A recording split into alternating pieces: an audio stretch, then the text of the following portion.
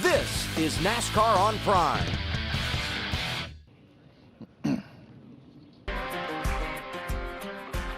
Darlington, scene of great races and horrific crashes over its 75-year history. And yes, history. That's what this weekend is all about. It's NASCAR's official Throwback weekend, where teams have great paint jobs and uniforms recalling past victories, past triumphs. Welcome to NASCAR on Prime for practice and qualifying for the Goodyear 400 at Darlington, South Carolina. One of our favorite weekends of the year. Hi, everybody. Mike Joy, Kevin Harvick, Clint Boyer with you. They've been down playing in the old cars and getting ready to have some fun behind the wheel tomorrow. And just what a wonderful weekend this is at a really difficult racetrack for anybody to master. It is, and you never really master it. This is one of those places where you have to challenge yourself every single lap, because it is very difficult to keep the car off the wall, make lap time. This place is very narrow, so we'll see a lot of different strategies in practice. But just as we saw at Homestead, you got to practice up next to that wall, because that's where the car is going to save the tires and go the fastest, Clint. Well, speaking of tires, and speaking of every single lap, the reason you do that is because it changes every single lap. Those tires wear out, and every time by, it just starts getting closer and closer and closer to the wall until you hit it, which, by the way, we'll see him hit this wall right here in practice. Speaking of practice, we have a little extra time, right? These guys are going to be able to go out there and get settled into a long run, Kevin. We know that's the name of the game at Darlington. And rhythm and markers were always what I tried to do here in practice. You have to be in a rhythm. And the difficult part about what they do today is that rhythm for race run, it's going to be a couple seconds slower than the fast lap. And then you got to go right into qualifying. And that's probably one of the more important things that happen over the weekend, to get that track position right off the bat. Mike, this qualifying lap, my gosh, does it feel fast. When you sail that baby off into turn one, it slides up by the wall. Whoa! oh, and then all the way wide open, all the way through 2, and then you get down there with a head of steam getting into 3, and you're like, there's no chance I'm going to stop it this time. Hope is a bad strategy, but you do have to have a little bit of hope that it doesn't hit the wall during a long qualifying ways here. in life, Kev. All right, let's throw it back with Larry McReynolds, our crew chief. You know, Mike, a race car has so many things you can adjust, but here at Darlington, the best thing you can adjust is 4 sticker Goodyear tires. There's no substitute. The problem, though, for 25 minutes of practice, these teams only have 1 set. Yeah, you'd love to go out there, run a few laps, come in, make an adjustment, go out and run again. That will not work because tire fall off, tire degradation is so huge here. So the plan up and down pit road, run 30, 35, maybe up to 40 laps. And Jamie, the good thing, you run 40 laps, that's a long run for tomorrow's race. Absolutely. I feel so left out, Larry. You look so good in your throwback shirt. Look at Joey Logano's throwback to mid-70s Cale Yarborough. How much fun is this, Joey, to come back to throwback weekend? It's so neat. I mean, it's cool to see the cars, but really what I think it's about is being able to pay tribute and honor to the pioneers of our sport, right? The people that have built our sport to what it is today, so we can all enjoy it. And I think that's what it's about, right? Because so quickly, when athletes or drivers retire, they kind of right off into the sunset and unfortunately get forgotten about. But throwback weekends like this is where we're able to pay tribute to the people that built our sport. And none better than Cale Yarborough. I felt like the timing was right after we just came off our 3rd championship. He's a 3-time champion as well. And I felt like the timing was right to be able to drive this car out here. So hopefully we have a good running with it. Absolutely. As we get ready to go out for the first practice, it's hot, Joey. We're racing here about 5 weeks sooner or earlier than we did last year. It's supposed to hit 90 today and tomorrow. So what are you looking for here in this 25 minutes of practice to figure out about this hot rod? I'm afraid what I'm looking for, I'm not going to find a grip. It's going to be slipping and sliding out there, and you just hope they find a good balance, right? And maybe you're sliding the fronts and the rears fairly equally and be able to make it last for a long time. All right, well, Joey Logano coming off his first top 10. You got it done, Joey, last week. Mike. Cale Yarborough from nearby Timminsville, South Carolina, won 3 championships in a row from 75 to 77. This is Junior Johnson's Holly Farms Chevrolet Laguna, and that is the color scheme that Joey is throwing back to this weekend when Cale won 3 titles in a row. Look how fast that car's going. My gosh, those cars are so cool. That aero was cool. Those drivers were cool. Everything about it. Love this weekend. Love these paint schemes. I already have a favorite, guys. Me too. Which one's yours? Tomorrow. Tomorrow? I'll tell you tomorrow. It's a different day. We said the track changes with every lap. But see, I haven't seen them all yet, and neither of you. I have. They're all right here. All right. I like the Go ahead, Clint, because I know you can't hold it in. Go ahead. Which one do you like? Well, more than likely, my mind will change anyway by tomorrow. But for today, I like the 2 car. And there it is, Austin Cindric. He is throwing back to the Rod Osterland race team of 1979 and 80. Dale Earnhardt was Rookie of the Year in 79, driving a blue and yellow Chevrolet, painted just like this. There's the Monte Carlo. Mike Curb was the sponsor. He is still sponsoring race cars. Curb Entertainment, Curb Records, Warner Hodgson on the hood. Rod Osterland won the team, and with Doug Richard as crew chief, Earnhardt won the 1980 championship in his 2nd season in the sport. That was Cale Yarborough right behind in the 27, the MC Anderson car, but wow. How cool is that? When I first started in racing, that Monte Carlo body style right there, my boss that owned a Goodyear tire store I was working out, I was 15, 16 years old, and he built a street stock car, that same body style. It was a boat. My gosh, it was so long. I'm like, you're never going to get that thing to turn. That is so cool. Should be mandatory. Well, run the street stock class and those types of cars 100%. Because boat is a great way to describe it. All right, so let's just take a minute as we look at the drivers who will be in turn 1 to excuse the teams who have not chosen a throwback paint scheme for this weekend. Many of them have one or several race sponsors who want their branding on the car and have elected not to buy into the throwback theme. And the less said about that, the better. But we respect what they have to do. Oh, my gosh. So in 1965, the Lotus of Colin Chapman went to Indianapolis with Formula One champ Jim Clark at the wheel. And back then, Formula One cars, English cars had to be British Racing green. Italian cars had to be red. Those were the rules. And your numbers had to be black inside, white roundels. Lotus powered by Ford. Now, there were a lot of British teams.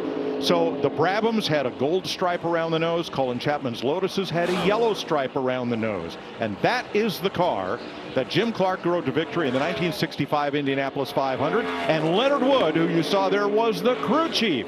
Ford, who provide the power, asked the Wood brothers to pit the car for Jim Clark, and they handily won the Indy 500. Yeah, we had Leonard and Eddie Wood on the podcast this week, taping an episode that you'll hear down the road, and he told the story about that fuel system and how he built it, and standing in or sitting inside the car working on the Venturi of how that fuel was going to flow. Just great stories of the innovation and the things that happened in the sport. But that pit stop was pretty important to that victory. Absolutely. See, I knew that was Clark's 65 Indianapolis 500 victory. I had no idea that the color was a rule, or the number black and the white. Come on, Mike. You're flexing on us bad here. You're making Kevin and I look bad. No, I just read a lot back then. I read every car magazine I could find, and a lot of it stuck, I guess. Jamie. Well, Ryan Preece has been flexing lately. 3 consecutive top 10 finishes. You guys are on a roll, Ryan. But here we are, practice at Darlington. What are some of the benefits for you to be in the second group and get to hook up and look at all the data? Yeah, well, I think Darlington, this is a track that changes so much with rubber, right? And even though we had Xfinity cars out there, it's definitely better to be out there in the second round and get a good feel for where your car is going to be. And you know, Derek and this entire Country Croc, Kroger, Ford Mustang, they've been doing a great job all year. And yeah, so I feel good. You know, obviously last year they were really strong here, and watching Brad, I feel like our pace is going to be good. Thank you. The reason Ryan Preece is in the second group is because of those top 3 finishes. So Eric Jones, this is a tribute to John Andretti's victory, driving for Richard Petty in 1998 for Throwback Weekend. STP, for whom Richard had a lifelong sponsorship from Andy Granatelli, and they still run, a race a year with STP as the primary sponsor on that 43. Now, when they first signed the deal, in about 1972 or 3, Richard said the car is going to be Petty Blue. Andy Granatelli said no, the car is going to be STP Dayglow Red. They argued and argued and argued, and the deal almost came apart until they painted it both colors.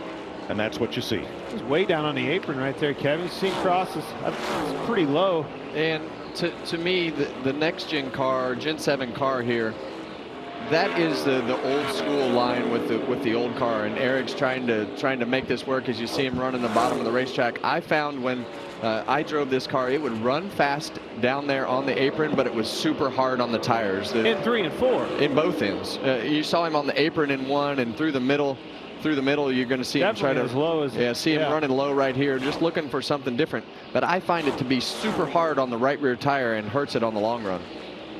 Eric Jones, 2-time winner here. Is he on your bingo card for tomorrow? Should be. Yeah. Hocevar, a lot of speed out of this car again. They have unloaded speed each and every week with the 77 car.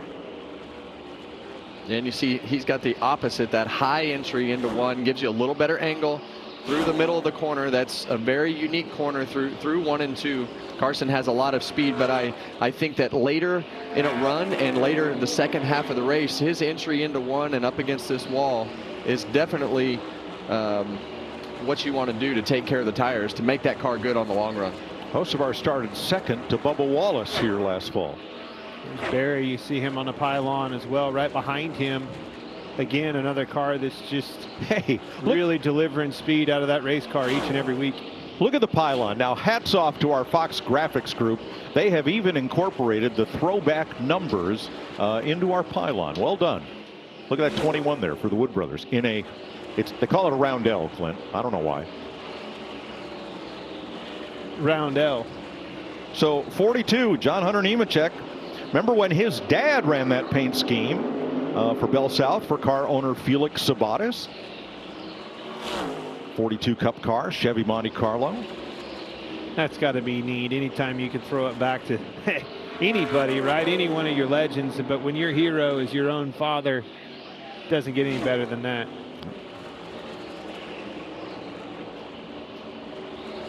Noah Gregson. Beefaroo back on the car, and if you are seeing that car and thinking mom and pops, okay, because Dale Earnhardt Jr.'s Xfinity Series debut came in this paint scheme in 1996 at Myrtle Beach. There he is. Hard to believe it's been that long ago already.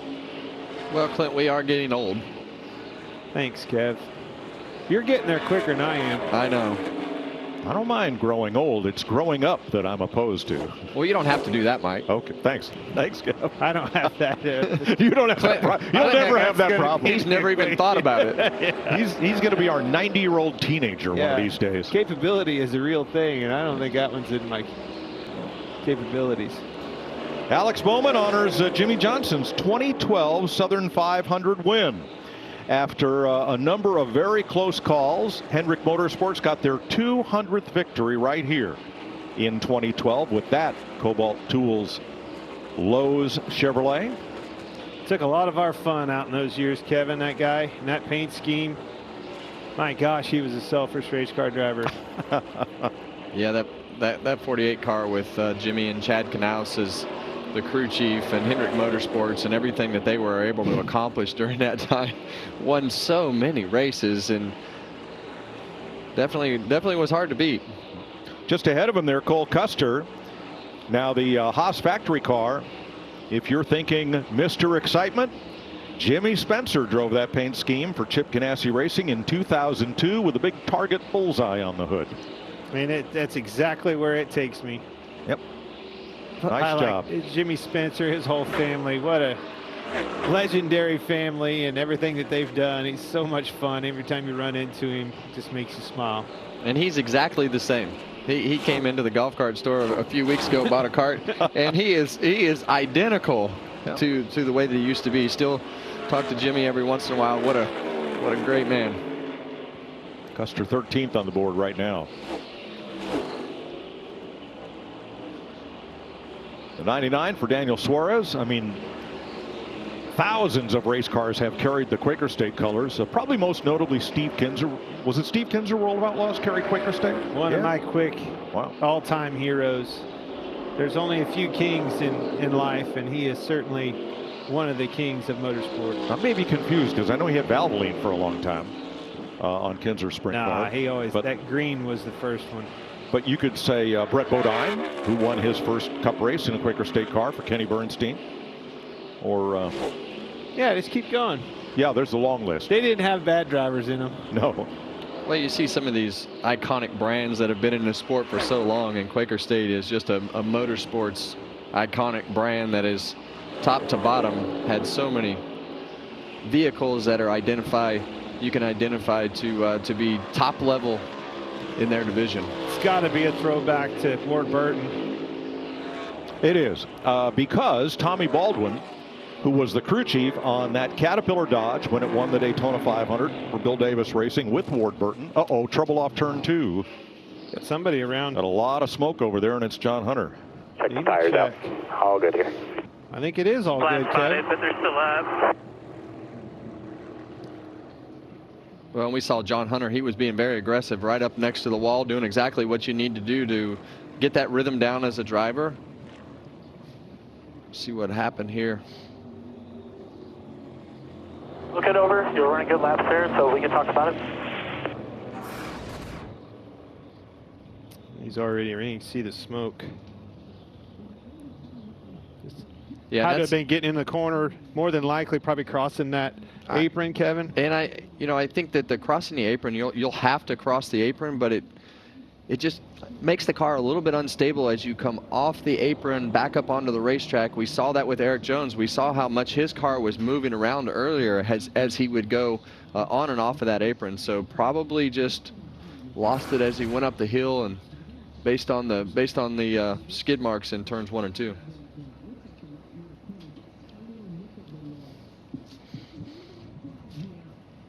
A long run here is about 18 laps so far, and Josh Berry has the best consecutive 10 and 15 over Hocevar and Keselowski. Larry? Yeah, Mike, this is exactly what no one wanted to see that's in this practice right here. I talked to some crew chiefs this morning. They, as I said earlier, they want to make a long run. You don't want anything to interfere with that long run right there, because then you start getting a false reading because of cycling the tires. But, guys, the common thing, tight in the middle, edgy off. I'm hearing that across the board, almost every driver that's out there right now. Yeah. Well, one leads to the other. And I think that's, looking at the right side of that car of John Hunter, I would say that he probably went up the hill. Typically what happens, and the reason that those guys start going onto the apron, is because their car is tight up the hill. And usually you get tight and then you clip that wall. And with these cars, if it clips the wall wrong, it'll just spin out. That car's hit it pretty hard. Yep. Let's see about this car. Yeah. Oh, yeah. And you see that car bounce a couple times. You see the new tire marks that it left against the wall. As you come down the hill right there, there's an asphalt patch that's really colored up, but there's a bump right at the end of it. And if you have a little bit of wheel and you're not in the center of that patch, the center of that patch on the exit of 2 is way smoother than a little bit up or a little bit down. And the way that these guys have to run the car, you need to have the wheel straight right there so that it doesn't get out from underneath you or it doesn't hop it up the racetrack. The other thing is, right there, Clint. And look at the angle of the wall. Obviously, that's the bump you're talking about right there, but look at the angle of the wall here, and that goes back to the right side of those cars, a lot higher up on the fender that they've hit than what we're accustomed to seeing. And that patch is a lot, it actually matches the surface in color right now, but you can see that seam that Clint highlighted right there, that just shoots you up towards the wall on the exit. And when they added the safer barriers, it even made it tighter right there. So really easy to get the car up, you know, a couple feet and hit the fence. All right, let's listen to Carson Hocevar. Just too tight.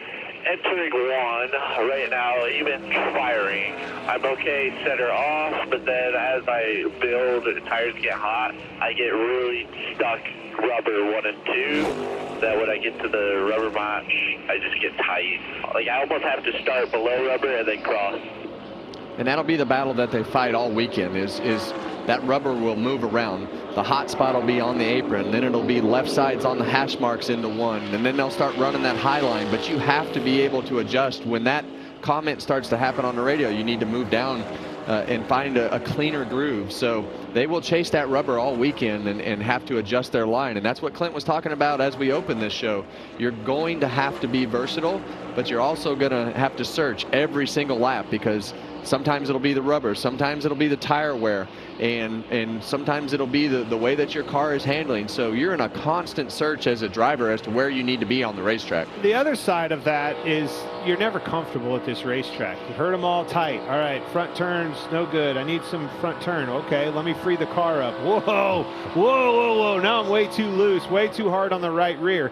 Balance of a race car is so important, because you can't be too hard on any of them. They'll wear out. We've seen people with right rear trouble before here, and right front. And the other thing that Larry went back to, having to refire on these tires in the middle of this practice session, just takes the definite read out of what you wanted to do on that long run when you have to refire on the tires, because they just don't feel very good. It's hard to get back into a rhythm once you stop, and this is very much a rhythm racetrack for the drivers. You'll see how close they have to run to the wall, but it's so technical, and the car placement is so important to be able to put it in the right spot, that as a driver, when you have to stop, it just breaks your rhythm. And there's the evidence and the result over there. Poor Cookout. You buy that banner and all of a sudden it's all black. Well, I heard him talking about tight, and that's going to put me down there in 3 and 4. You carry all that energy, all that momentum getting into 3, and it has to go somewhere, and you eventually run out of real estate, get into the fence. All right, let's ride and listen to Brad for a lap or 2 here.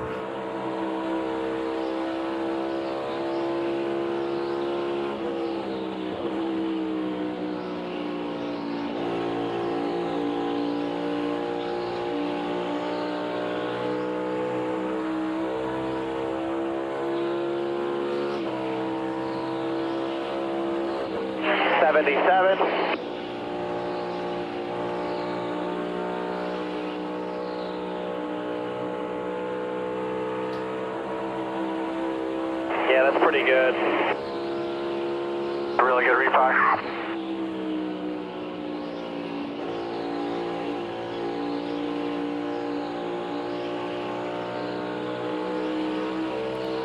So that's a really, you can hear how much work it is for the driver. And right here, you've got options. You could actually downshift right there as the pace slows down. That will help the tightness as you go up the racetrack. Brad is choosing to stay in 5th gear. So a lot of that is car specific on how your car is handling, what's going on. And you see this little notch in the wall. They'll actually go back up the hill right here to run that high line to get up the angle right to the center of the corner. But a lot of on-off throttle. Car gets really, really, as we heard Larry say earlier, really edgy as it rotates and comes up off the corner because of how much it wears the right rear tire out. I want you to watch the wheel. You see him start, he's twitching it a little bit. When he twitches back to the right, you can hear him feathering the throttle. See, on the exit, it goes back to the right a little bit loose. Watch for a wheel lock is what I call it. When it goes all the way right and holds it right there, that's kind of tight. Right there, that's tight. Now he's going to bring it back and start unwinding a little bit free up off. And you can hear it in the throttle as well. The big thing about this car, Clint, when you hear him unwind that wheel, you'll see him go through the center of the corner. And when he starts to unwind that wheel, especially off of 2 right here, you're going to want to be straight when you get to that stripe in the ground right there. They freed this car up.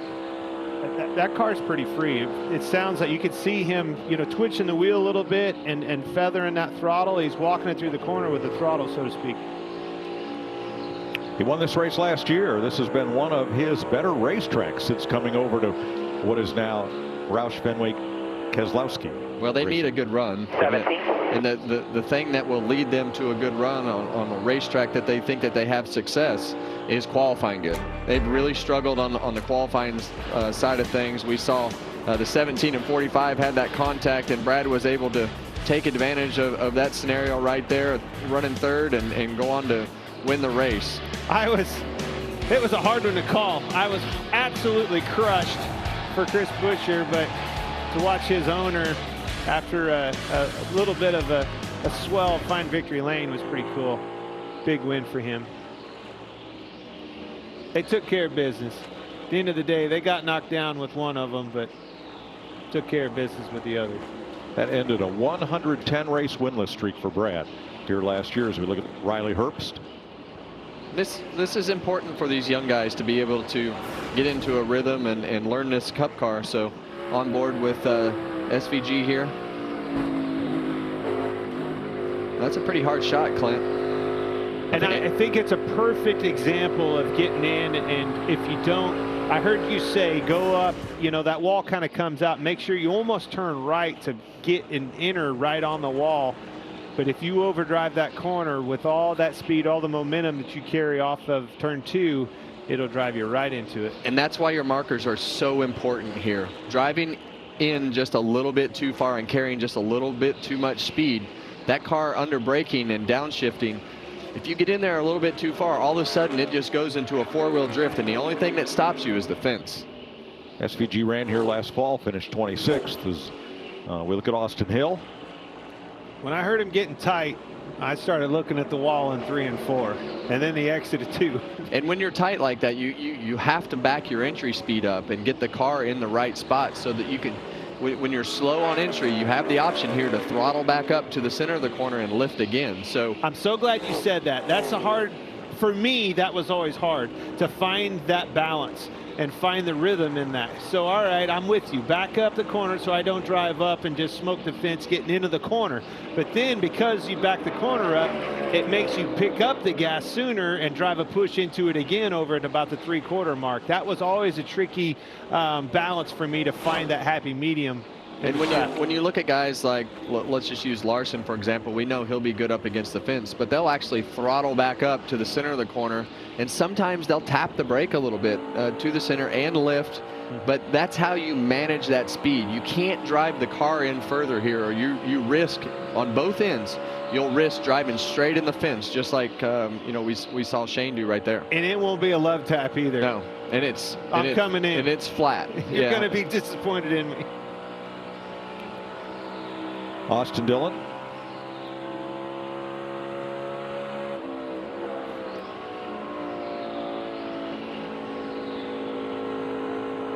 You see Austin running the bottom of the racetrack right there, and you can do that for a couple laps, but you're going to pay the for that as you get to the long run. And yeah, lap 25, you're gonna wish you did. It's way harder on the right rear tire. So I know that you want to be out from behind somebody, but you have to be up the racetrack to be as easy on those tires as possible to not wear them out. Now this is practice. You're going to have to pass people. You're going to have to be able to do that on a restart and know what your car is doing. But for the long haul, you've got to be up against the fence to carry that momentum. And when somebody's in that line, you have to change the entry in the way that you get to the wall to be able to not get that front end tightness from an aero standpoint and running the same line. So you still have to adjust your line, but you got to find one end of the racetrack or the other that you're good on. Maintain on one end and use the other end as your passing corner to set up or execute the pass. So very difficult when the cars are behind each other from an aero standpoint to not have that front end slide out from underneath you. Austin Cindric back out. He picked up a pretty good stripe on the front of the front fender of the car last time out. What's the we keep a Darlington stripe count. Last I saw it was at 8 with Van Gisbergen. Not sure. Probably today. I don't know. Just through all of the both practice sessions, I say we get to about 20 today. Oh, yeah, for sure. And maybe triple digits tomorrow. And don't think that these guys didn't go back and watch Homestead and what Kyle Larson did in practice, just beating up the right side of his car. They all want to figure out how to be better up against the wall at places like this and Homestead. And they saw how aggressive that he was and what happened to Alex Bowman not being quite as comfortable at the end of that race when he put his car right up next to the fence. So it's you got to be aggressive in practice. J.J. Yaley, everybody that's ever been to Darlington or seen a highlight package from here knows this paint scheme. $1 million bill. Bill Elliott in the Coors Melling Ford family race team came here and won the Winston Million. If you won 3 of the big 4 races in one season, R.J. Reynolds gave you $1 million bonus, and that was a lot of money back in 1985. $1 million bill. That's right. This was the 1988 scheme here. There's only one. Yep. It's in a museum, right? I'm not sure which one. Which museum? I know. I think it's this one. I think it's right here. Yeah. One of his cars is in the Henry Ford, right next to the Jim Clark Indy winner. But that was the one that won the pole at Talladega at record speed. And yes, one is probably right here in the NMPA Stock Car Museum, National Motorsports Press Association Museum and Stock Car Hall of Fame. I'm confident in my read. There's one here. I believe it. I don't know what I read, but there's your count, Mike. We're up to 12. Wow. Larry Mack? Yeah, Mike, I'm here with John Hunter Nemechek. John Hunter, you ran 14 laps and it just got away from you. Damage, and are you going to be able to get back out there in this practice? No, we're done for this practice. Flat spotted the tires just from sliding them. But the guys at brought are really good. Dollar Tree Toyota Camry XSC this weekend. Looking forward to qualifying here in just a few, resetting, and going to race tomorrow. Balance adjustments, we got to be a little bit better. I just overstepped for the balance that I had and couldn't quite save it. So part of Darlington. Mike, that's Darlington. Doesn't discriminate. It'll even get the best of you in practice. So, Larry, I've got to know, I see those Krispy Kreme patches all over your throwback Robert Yates shirt. Did they pay you guys in dollars or donuts? I don't know what they paid Robert Yates. Back then, though, they paid Larry Mack in donuts. But the good thing is, Mike, 34 years, she still fits. Now, the pants, that's a whole nother story. I'm with you. Very sharp. Looking good, my man. Yep.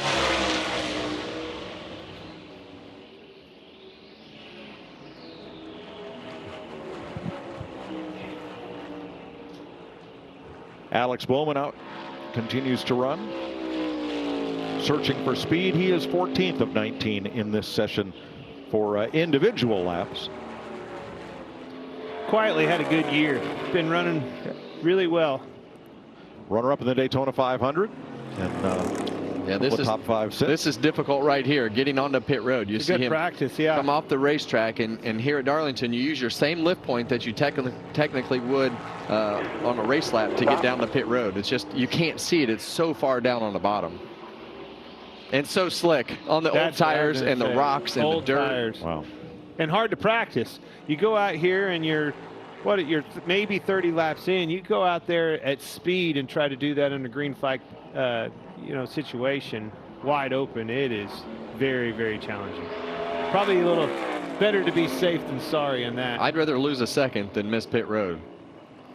Yesterday, Daniel Suarez was at the brand new 10/10 Motor Club outside Charlotte Motor Speedway, a project of Marcus and Graham Smith and Rick Hendrick and Jeff Gordon.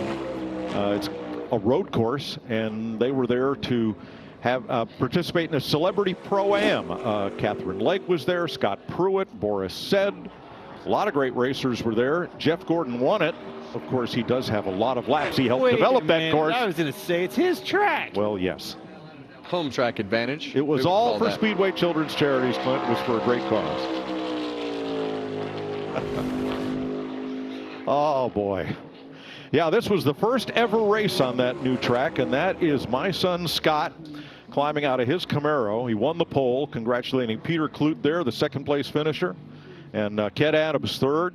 A bunch of Camaro Mustangs, Javelins, Firebirds, a GTO, Camaros. Had a blast inaugurating the new 10/10 road course. A lot of fun.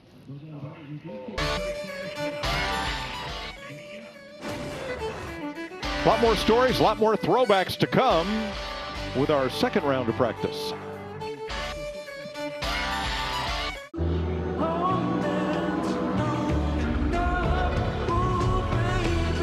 From racetrack to road, Mobil 1 Motor Oils make whatever you drive more beautifully.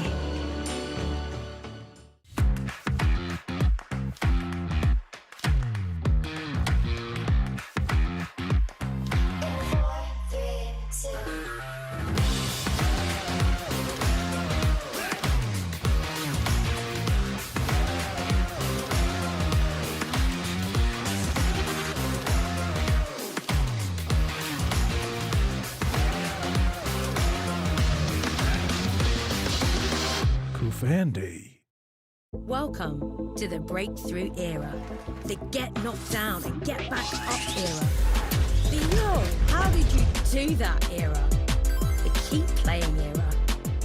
Let's do this.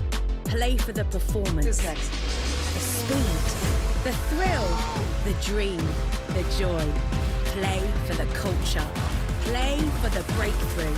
And once you hit it, you know what to do. Keep playing. Hitting the open road is not just about the miles you travel.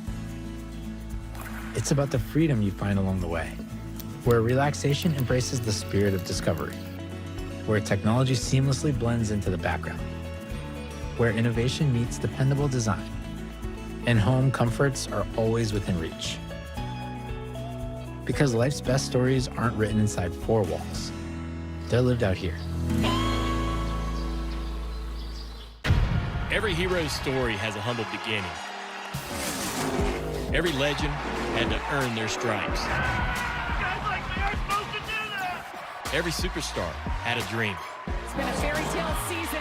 Every home track is the start of something special. That's just good old short track racing. Oh, little retaliation. Holy cow! Learn more about NASCAR regional tracks near you at nascar.com/regional.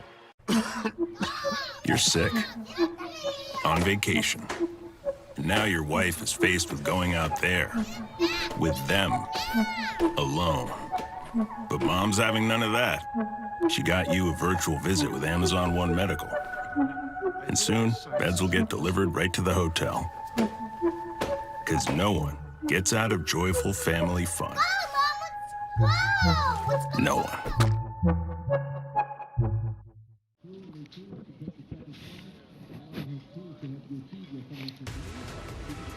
Game 7 is a new 5-part anthology on the greatest Game 7s ever, featuring Red Sox-Yankees infamous rivalry, Gretzky's Oilers, the 2016 curse-breaking Cubs, the 94 New York Rangers, and more. You can watch it now on Prime Video. Larry Mack? Yeah, Mike, I'm with Josh Berry, second quickest. Josh, you ran about 32 laps. That's considered a long run at Darlington. What did the old 21 car have in it? Yeah, I thought it felt good. I was really happy with how we fired off. We built a little free over the long run. Honestly, ran good here last year in the 4-car. Really got a good feel for what I think I need for Sunday. So I think we need to tighten the car up just a tick, just to help the second half of the run. But overall, the car feels pretty good, so I'm happy with it, and we'll see what tomorrow brings. Does it get any cooler than crawling in the 21 car for the Wood Brothers at Darlington? It's pretty awesome, and obviously we got an amazing throwback here with Jim Clark. Just thank you so much to Motorcraft and Quick Lane, everybody at Ford Motor Company for allowing us to do it, and it's been a really cool story. Obviously, that Indy 500 win means a lot to Leonard Wood, which has been really fun to see. So just can't wait for tomorrow. Feel good about our car. We have a fast Ford Dark Horse Mustang, and we'll see what tomorrow brings. Well, Jamie, they were fast here a year ago, and he's fast today once again. Hey, Larry Mack, right over your shoulder with Carson Hocevar, the fastest man on track so far today. So once again, a fast race car. So maybe a pole contender. What do you think? I don't know. We're kind of going out in that kind of best spot or time it seems to go out is like 15th is when we roll out. But we qualified on the front row here last year, and I think our car is way better than it was last year. We actually have grip and has long run speed, I feel like. Yeah, it's a lot different setup, completely different than last year. These Ziegler.com, Spire Motorsports, Chevrolets are guys are working really hard. So, yeah, we've been fast this year. I just can't finish for whatever reason. I don't know if I used up all my my good luck and good karma in Atlanta, but trying to earn some of that keep back and keep us up front. I feel like done a lot of the right things, just something out of the ordinary, a freak deal or engine or something mechanical or something freak deal, but Hendrick Engine Department's done a really good job and helped us out. Hendrick pit crews have been great. Jeff Dickerson's here, everybody's here. It's going to be a good weekend for us, I feel like, and it's a good time to give us a reset, hopefully.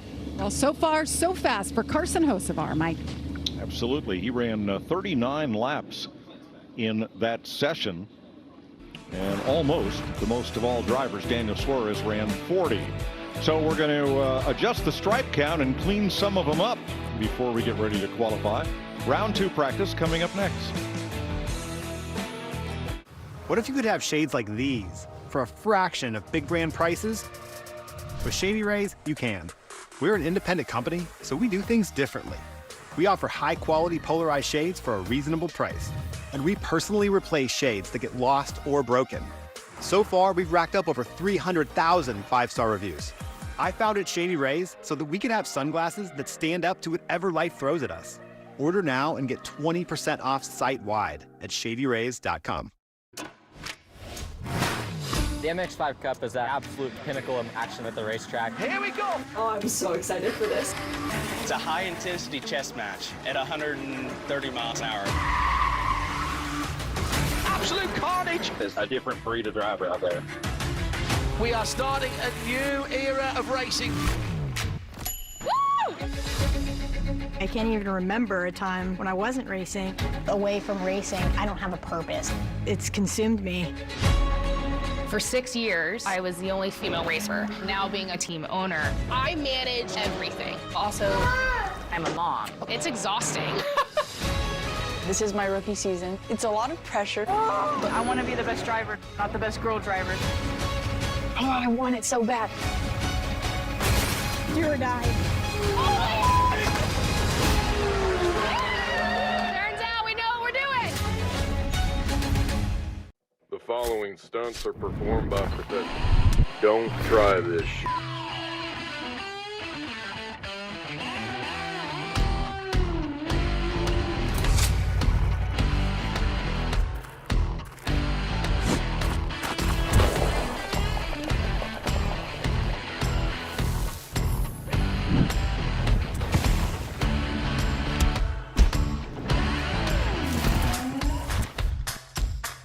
It's the fastest, most unpredictable speedway on Earth.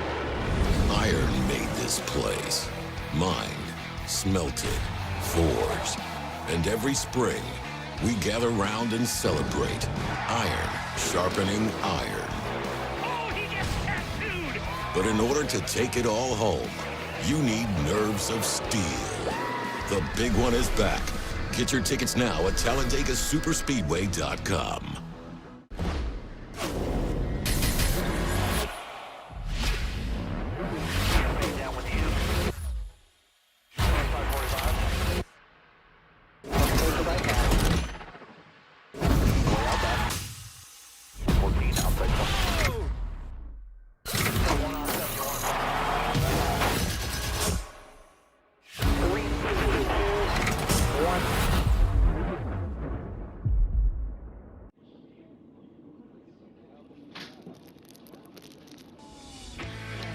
Beautiful skies at Darlington Raceway. Welcome back to NASCAR on Prime. One round of practice complete.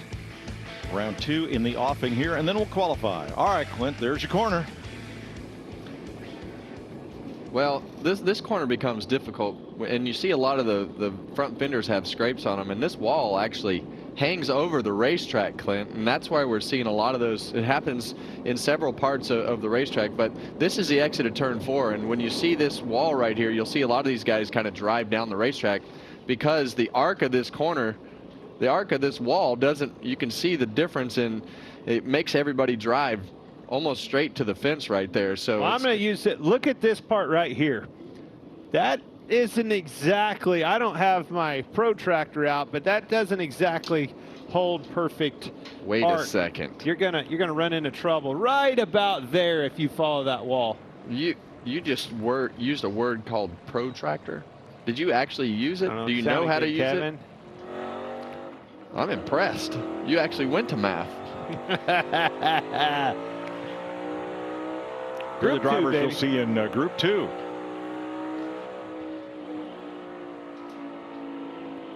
A lot of hitters in this one. This is obviously the faster group from the way that they finish points and the way that they figure out everything from last week's finish. Yeah, the metric now is a little simpler than it was. It's only 2 components. Last week's finishing position and point standing position for that car number. We like simple, Mike.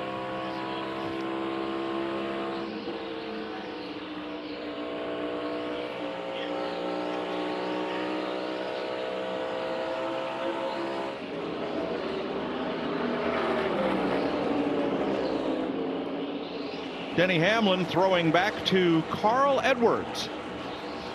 Good one. Newly minted Hall of Famer. This is the Office Depot car. Carl also spent a lot of time in driving some of those sports clip schemes. Yep, for Joe Gibbs. Throughout his years, and Denny so much a part of the sport clips brand and so good here, Clint. Pretty much everywhere. If I were Denny, I'd just throw it back to last week. What a win. What a dominating performance at Martinsville for Denny Hamlin. This is the Denny Hamlin that we know from Martinsville. Just went out and took care of business all day long. So good at that racetrack. It was hard to believe it was a decade since the last time he visited Victory Lane, but back to his old ways. If you like Denny at Martinsville, you'll love him here. 4 wins here, leads all active drivers, and his average finish here of 8.2 also leads all drivers. Much like Martinsville, though, had a softer tire this time around than we had in a spring race there, and you know, it puts it back in the driver's hands a little bit. Who can take care of those tires the best? And is always Denny Hamlin top of that list. So come here to Darlington, same principle applies, same driver at the top. Here's a throwback to Jeff Gordon for, of course, the 24 of William Byron. This was the final ride scheme that Jeff Gordon wore in 2015 at Homestead, Miami. Sponsor colors, just everything about it. Pretty tough. I fanned out that day at the racetrack, took a picture by myself with the car sitting on the grid. That, well, I mean, it's Jeff Gordon, right? Absolutely. Yeah. You know, hard to believe all the laps, all the wins, all the victories, all the stories that he collected behind that number.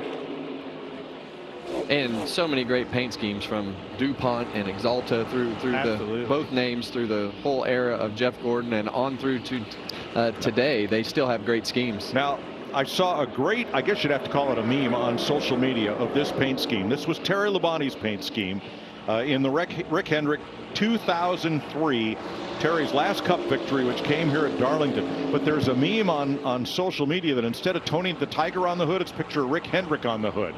And it's really pretty cool. Instead of HenrickCars.com, which, of course, this puts is entirely appropriate. Into when I started watching racing on 4 wheels. And this was one of the first cars I remember is Texas Terry in that Tiger car. Cool looking paint scheme. Glad Kyle Larson brought it back. Well, Kyle Larson's going to be a busy boy in the month of May again this year, and Jamie, they've got some special guests here for that. Yes, they do, Mike. Today marks officially 50 days until the Indianapolis 500 and Coke 600. It's been well documented. Kyle Larson will once again attempt to do the double, and the work begins now. Two of his race engineers in IndyCar from the McLaren group are here. There's one. They're just listening to how Cliff talks to his driver, how Kyle talks and communicates with his engineers to get a good idea. Now, they did warn him, Kyle doesn't talk a whole lot, so don't be afraid to ask questions. But this is just the beginning, Mike. He will go back and forth to Indianapolis multiple times for seat fittings, getting acquainted with his team for this year. He'll also be on track for an open test later in the month. So, yes, you were right. By the way, they announced the paint scheme for the Indy 500 car last week. So, always a busy time in Indy and here for Kyle Larson. Yeah, I saw that car yesterday at the Hendrick Team Center in Concord, and you know, a lot of blue and white and some McLaren, don't call it orange, call it papaya. Very, very, very, very cool for Kyle Larson, who, yes, will have quite a busy May. And of course, last year the Coke 600 was on Fox. This year the Indianapolis 500 and all of the events leading up to it will be on Fox and FS1. Larson has the 4th best odds to win the Indy 500 pole right now. Yeah, and we see Ty Gibbs right here, and you see him up against the wall, but he's also up on the timing pylon. Second fastest car in this group, doing a great job so far today. We've seen a little bit of a resurgence over the last few weeks of that 54. That was a good lap. Second behind William Byron in this group, 8th overall.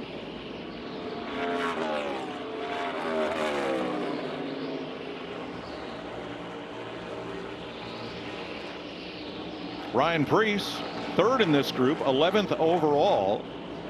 Country Crock, one of the brands that co-ops with Kroger supermarkets on this car for RFK. And they've done a great job over the last, really the whole season. They've been able to lead laps, run in front, put themselves in position to get you know, a few top 10s in a row now. So that's what you have to do. It's those small victories of being able to get into the top 10, lead those laps to really get that confidence in not only the driver but the team. Here's Preece's stats through 7 races, 3 top 10s, 1 top 5. Stage points, including a stage win and 43 laps led. Yeah, those top 10s are all in the last 3 races too. That, I mean, just what a year, a difference a year makes. Ryan Preece, and I talked to Josh Berry yesterday as well, the same type of scenario for him. Happy for those guys. Ryan Blaney, you know, his dad, Dave, was a World of Outlaws champion, came to NASCAR, ran in the Xfinity Series, ran in the Cup Series. When he won in the Xfinity Series in Charlotte in 2006, Haas Avocados was on the car. I remember that. There they are. And that is the scheme he's throwing back to his dad's only NASCAR win. The bullet. You said it earlier, Clint. How cool is it to be able to have these younger guys be able to throw back to their dads? Dave Blaney, just salt of the earth human being, and also a great race car driver that has done this for so long.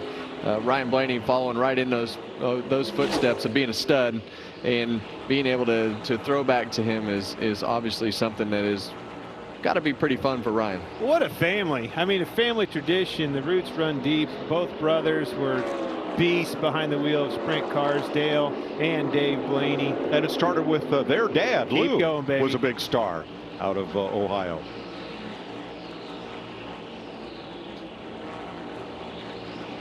Chris Buescher, 5th Third Bank, and RFK Racing. He definitely was in position to win this race last year. Had the contact with Tyler Reddick, led to some spirited conversation. Should have. Yeah. It was warranted. Man, it was a heartbreaker, but it was all right in a row. Here, Kansas. It was a tough thing to watch and call. I mean, I was crushed for him. We all know how hard it is to get around this racetrack, get yourself in position after all the things that can happen and go wrong, and to take this race win from you, and it happened right there at the end.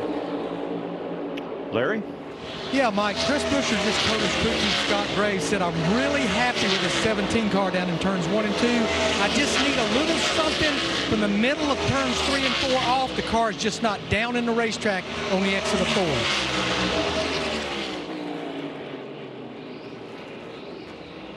Thanks, Larry. Chase Briscoe.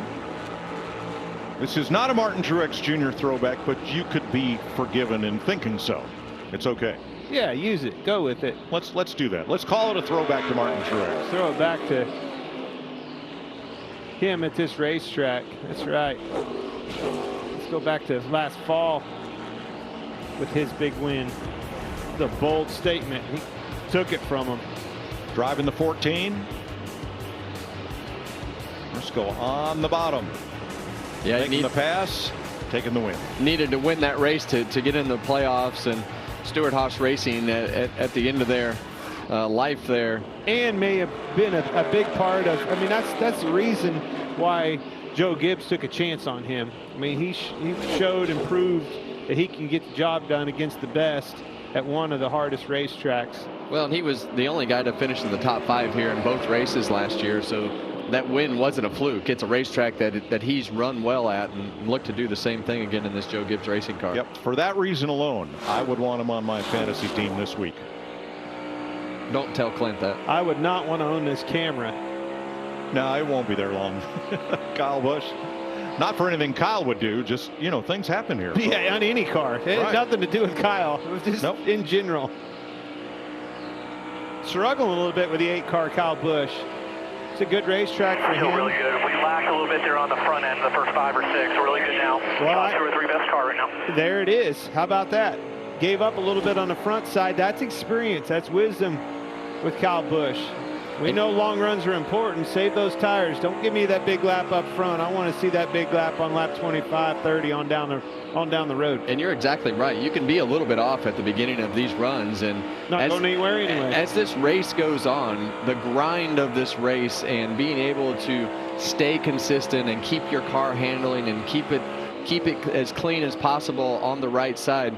There's an art to that, and it's not by chance that certain guys finish better here than others and are able to put their car in the same spot lap after lap after lap and not be able to tear it up, but also be able to make decent speed.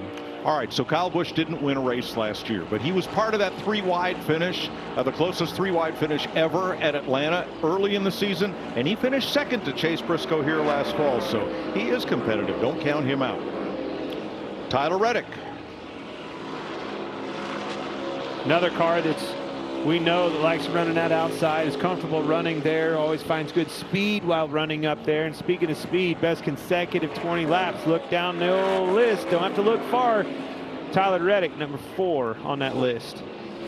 Not a throwback paint scheme, but when I see that livery and that sponsor, all right, who do you think of? Who's the first driver you think of when you see McDonald's? A Big Mac. Big Mac does not drive in this series. Driver. Drivers. I can't see McDonald's. I would say Bill Elliott. I would say Bill Elliott. Yeah. Spencer had it too, right? He did. Yeah. Yes. I think if I was going to piece a Big Mac together with a driver, it'd probably be closer to the fit with Spencer than Elliott. But okay. I saw Big Mac. Maybe I'm hungry, guys. All right. I knew you were going with that. Well, this is a throwback paint scheme for Chase Elliott. Remember when Kenny Schrader was one of the stars of Hendrick Motorsports and drove the number 25 Kodiak Chevy? There it is as Illumina. Very cool. It led the most laps in the 1994 Southern 500 with Schrader at the wheel. What all-time character, still to this day. Yep. We just talked about this earlier. Yeah, still racing, still winning. Well, but you're going to get older. You might not grow up. I think Schrader's a prime example of exactly how I want to live the rest of my life. You never know when you're going to get a phone call with old Schrader or where he's going to be in the country. Boy, yeah, man. What's up? What are you doing? You woke me up. What do you got? Oh, we're in New Mexico running a race right here. You're never going to believe this. I was telling them a story, and they know you. I thought I'd call him. I'm like, well, that's cool, Schrader. It is so random. He does the same thing to me. And he won't need anything. He'll just hear somebody mention your name or just see something that reminded you of something that happened. And next thing you know, your phone's ringing. And you go, where are you? And he goes, oh, we're at Barn Door Speedway in East Calflop, Vermont. And we're having a big time. Yeah, exactly. Anywhere. Could be anywhere. Christopher Bell honoring his mentor. Remember Rick Ferkel, great sprint car driver? He gave Christopher his break in sprint cars, and so Christopher is honoring him here today. That silver on the roof represents the sprint car wing. Squint, you can see it. I like the fact that he's sponsored by a speed shop. That's old school. Those old Firestone tires are cool. Look at the knockoff wheels on it. Just so much about that thing is nostalgia. I like the DeWalt on the side of that car and the old school logo too. It looks neat. Awesome. Love it when these sponsors play into the throwback weekend here. So I'll tell you the story in a minute after we have a look at Bubba Wallace in a very contemporary paint scheme. Columbia Sportswear on board his 23 Toyota. So when Len Wood made the phone call to England to Clive Chapman, Colin Chapman's son, Colin Chapman, who founded Lotus, to ask for permission to use the Lotus livery on the number 21. The problem is Clive Chapman is very English, and over in England they don't use the word throwback. They don't get it. So Len's trying to explain the whole thing about Darlington Throwback Weekend, and finally Len says, like Goodwood.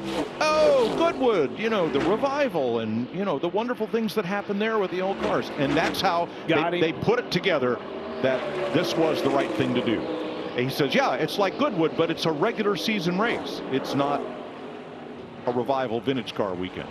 And it all came together. We're glad it did.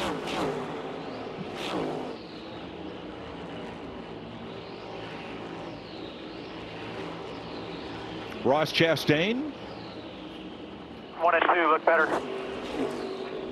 With the Busch Light scheme. Did you ever have this scheme, Kevin? Not an official throwback, but you had something like it, did you not? Busch Light always does a great job with all their fishing and hunting schemes. I don't believe that I had one just like this, but I had a lot of fish on my car. Definitely fishing season. I tell you what, 87 degrees, I'm needing a Busch Light. That's just. So you're saying it would be a bad day to be a Busch Light in your Pork fridge? chop sounds pretty good right now. Not a better sponsor in the sport than those guys right there. They do a great job activating. So this is Todd Gilliland, and boy, it's definitely a throwback scheme. One of NASCAR's early and greatest, winningest car owners was Ray Fox, later a NASCAR official. Had this Dodge, had a lot of Chevrolets. Had great success. This is at Daytona, and that Ray Fox number 3, Junior Johnson drove for Ray, and so did a lot of Hall of Famers. So Ray Fox Jr. was involved in the sport, and Raymond Fox the third, and now Fox's great grandson is a tire changer for Todd Gilliland on this number 34. All right, they're old school throwback guy. Why did they always run the racing stripe on the side over to one side, over the top? Why is that not centered? Well, has to be something, and here we go. It kind of varied by team. When they're like that, they're called rally stripes, a wide stripe with a narrow one on either side. What about these stripes? And it varies. Well, these stripes, these are very different. Ooh. Yikes. Add one. No problem. Nope. No problem there. Add 2. Looks a little different from that shot, Clint. Got to the wall a little faster, but just with that right rear, and that's, we talked about this at Homestead, when you can just hit it with the right rear. Larry? Yeah, Mike, you talked about Ray Fox, and you talked about his great-grandson, Austin Fox, as a tire changer. Austin's dad, Raymond Fox III, is actually the car chief on the 12 car for Ryan Blaney, Jonathan Hassler. Raymond Fox III was my car chief in the early 90s when I was wearing this crew uniform shirt that I've got on right now. Awesome. Thanks, Larry. Ray Fox Engineering, Daytona Beach, Florida. Ray, a longtime nominee to the NASCAR Hall of Fame. Really cool. And Clint, I think it's just a matter of owner or driver preference where you run that stripe, whether it's down the center or over one side or the other, usually on the driver's side, so it kind of lines up with with the drive. I think that stripe fits Clint more, a little off center. So I sure thought there would be some sort of, you know, country reason or something. I don't know. I'm gonna have to. I'm quizzing you on that one, Mike. I don't know. All right, now this one, I'm buying what you told me. This one is Ty Dillon. That is Patty Moise, and she was a pioneering and very successful Busch Grand National Series driver. That is her 1989 Daytona paint scheme, and the sponsor, Beaver Street Foods, is the sponsor on Ty Dillon's car today.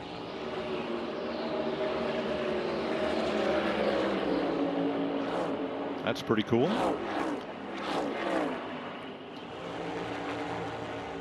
And this will be Zane Smith.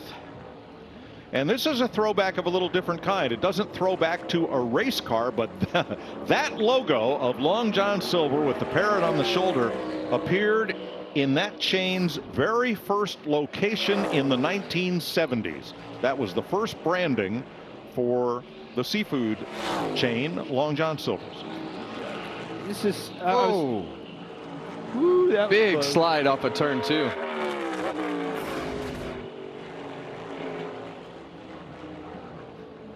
I think Denny's coming off the hill in 2. Oh man, look at that. Well, that's exactly what I'm talking about. He was about a half a lane to a lane up right there, and that bump, if you're up out of the middle of that patch as you exit turn 2, you see how much rougher it is right there, and it just unloads the car, and you're already on the right rear and really edgy right there. So when you hit that bump, it just knocks the car out from underneath you. You know, with 3 minutes to go, 3:50 to go in practice, there's not a lot of cars out here.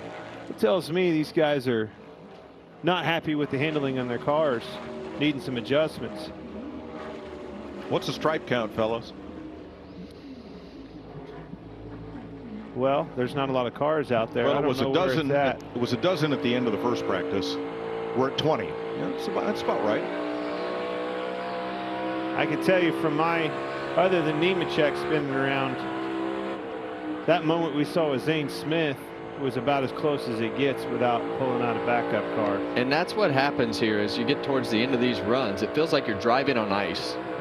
You have to just, there'll be a lot of times you go through turns 1 and 2, and your only goal, Donnie Allison told me this when I first started here. He said your only goal is to touch the floorboard through the middle of the corner, and there'll be a lot of laps that'll be the most throttle that you ever have from the entry to the exit of turns 1 and 2, because there's just no grip. The cars just won't take the power to the ground. It wants to slide constantly, so it's a controlled slide almost all the way through the corner, and you're just feeding it just as much throttle as it'll take without snapping the back of the car out from underneath you. And it's really challenging to explain to somebody sitting at home.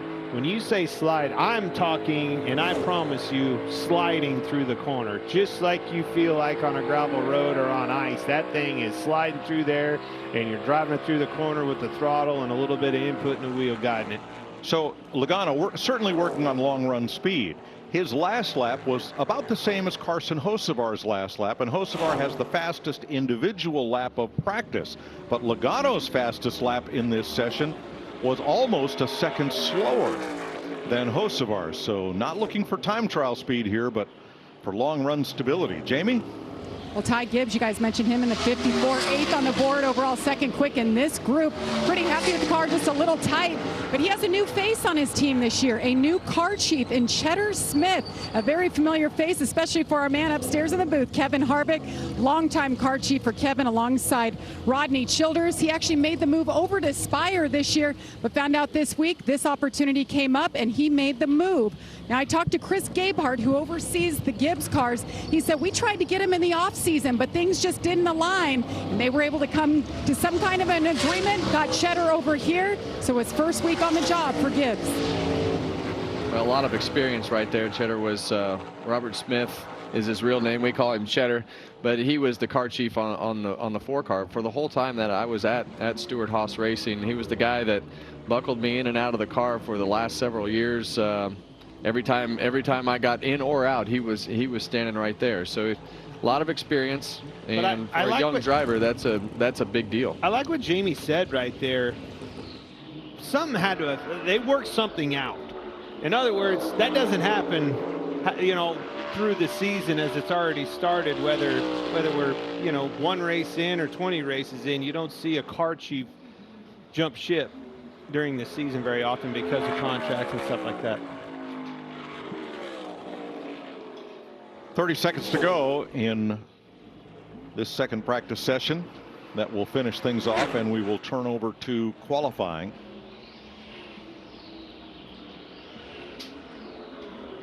Best consecutive averages in this second session. William Byron, best 10-lap average. Austin Cindric, best 15-lap average. Blaney Priest Larson, best 20 laps. Blaney Priest Kyle Busch, best 30 consecutive laps. And there are the flags to end Group 2 practice. So for those of you watching on YouTube and Facebook, hope you've enjoyed practice.